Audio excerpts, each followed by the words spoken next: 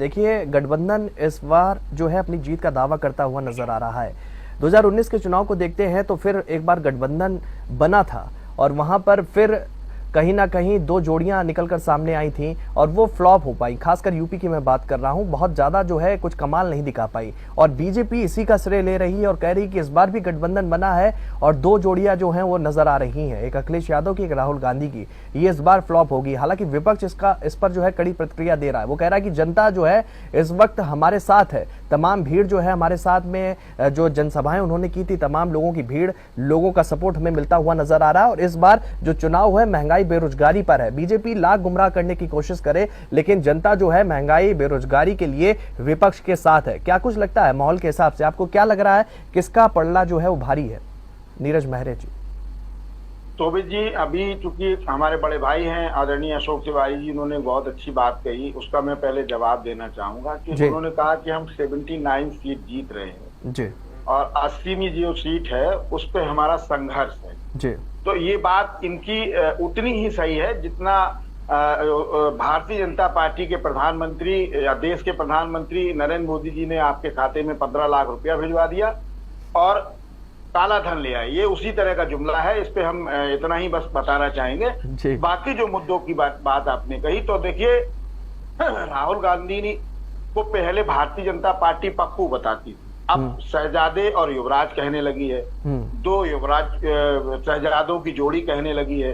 तो निश्चित रूप से 2014 से लेके और 2024 तक के बीच में 10 साल में राहुल गांधी ने जो भारत जोड़ो यात्रा, भारत न्याय यात्रा जो की है, उससे निश्चित रूप से उनकी साख को 4 चांद लगे हैं और वो पप्पू से युवराज हो गए हैं और शहजादे हो गए हैं। तो ये सर्टिफिकेट भी पप्पू का उनको भारतीय जनता पार्टी के द्वारा दिया गया था और अब ये वाला सर्टिफिकेट के शहजादे और युवराज का सर्टिफिकेट भी भारतीय जनता पार्टी ने दिया है। ना इसमें शोभित पाठक जी का कोई रोल है, ना हमारा कोई रोल है।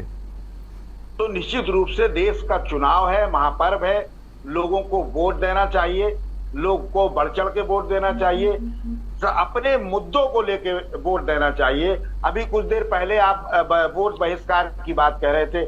अलीगढ़ में हुआ बहिष्कार, उन्नाव में हुआ, डुमरियागंज में हुआ, मथुरा में हुआ।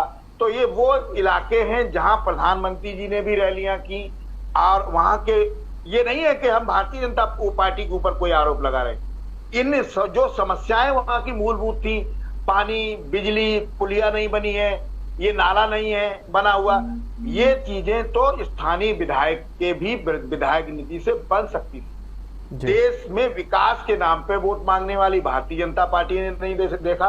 विपक्ष जो मुद्दों की बात कह रहा है, दावा कर रहा है कि हम मुद्दे पर चुनाव लड़ रहे हैं, मुद्दों की बात कर रहे हैं, विपक्ष के लोगों ने भी नहीं देखा।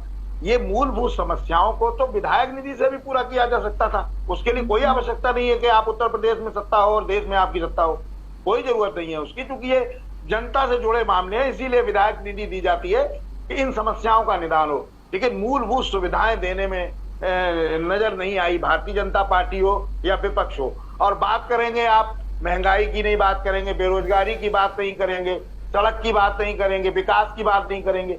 अभी जैसा मैंने पहले भी थोड़ी देर पहले ही आपको बताया, मैं फिर उस बात को एक बार दोहराता हूं जो उसका जवाब मुझे अभी तक नहीं मिला है जी। देश के प्रधानमंत्री घर घर नल दे रहे हैं, घर घर जल कनेक्शन दे रहे हैं।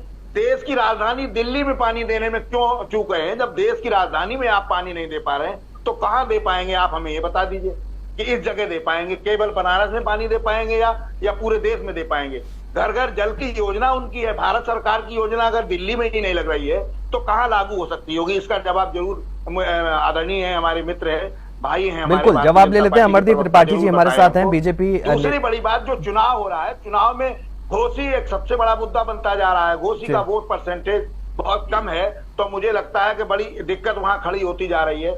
वहां देखते हैं कि भारतीय जनता पार्टी की कितनी मदद राजभर जी कर पाएंगे कि अपनी साख बचा पाएंगे, ये भी बड़ा मुद्दा है। सबसे बड़ी चीज जो वोट परसेंटेज कम हो रहा है, इसके ऊपर कोई राजनीतिक दल, केवल डिबेट में तो लोग कह देते हैं, जनसभा में नहीं कहते हैं लोग। आप देखिए रोड शो देखिए तो हजारों लाखों लोग रोड शो में आ जाएंगे, चाहे पक्ष का रोड शो हो विपक्ष का। रैलियां देखिए बहुत सारे लोग आ जाएंगे। लेकिन ये लोग वोट में क्यों नहीं बदल पा रहे हैं? वोट परसेंटेज क्यों नहीं बढ़ पा रहा है?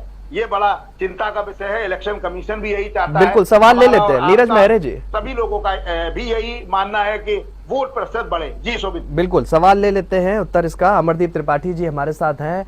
अमरदीप त्रिपाठी जी, तमाम सवाल हैं क्योंकि सत्ता पक्ष हैं आप और 10 सालों का आपका कार्यकाल है, तमाम सवाल आपके ऊपर है और आपको जवाब देना भी चाहिए। देखिए, एक आरोप लगा रहा है विपक्ष की बीजेपी जो है वो परिवारवाद का बहिष्कार करती, कहता है